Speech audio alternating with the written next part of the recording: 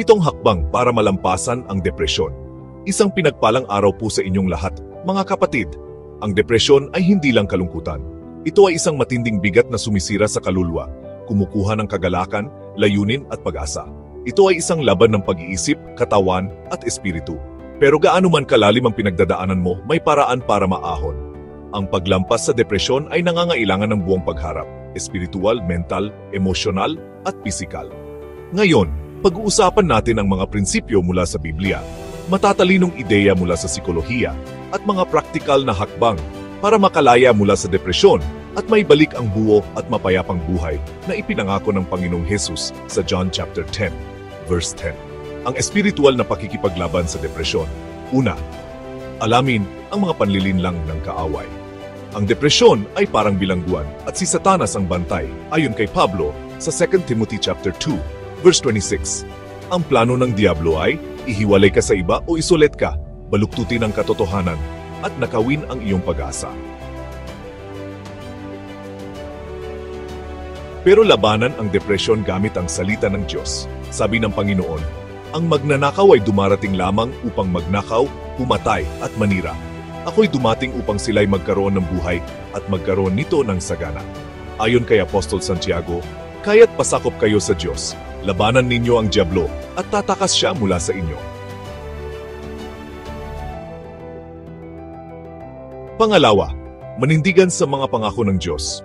Ayon kay Propeta Isaias, kasama mo ang Diyos, hindi kanya iiwanan o pababayaan man.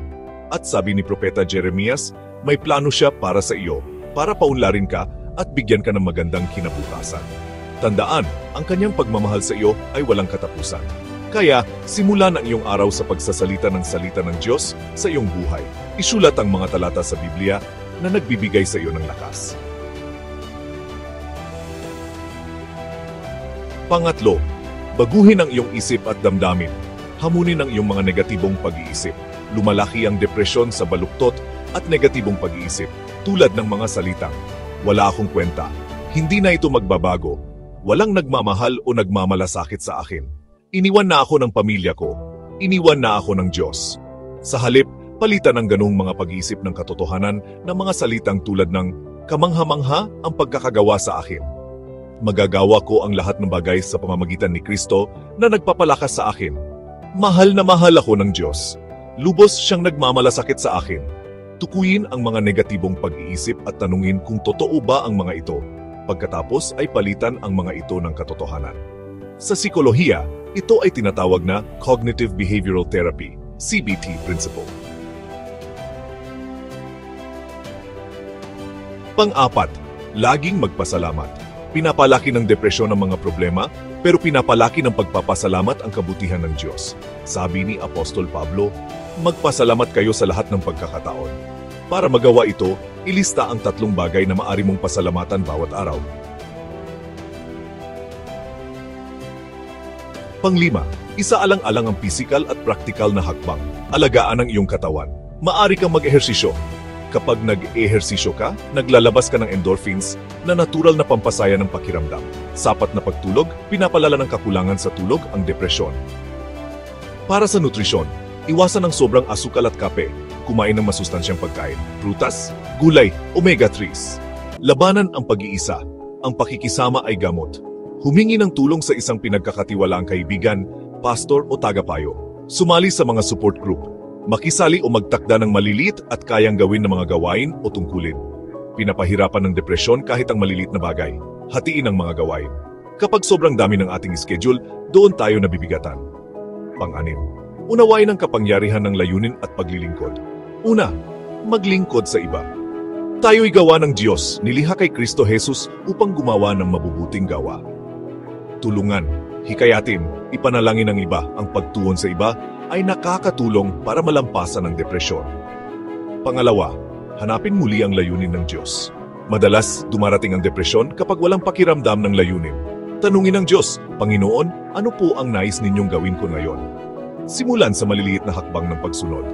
Pangpito, humingi ng profesional na tulong kung kinakailangan. Huwag kang mahihiyang humingi ng tulong.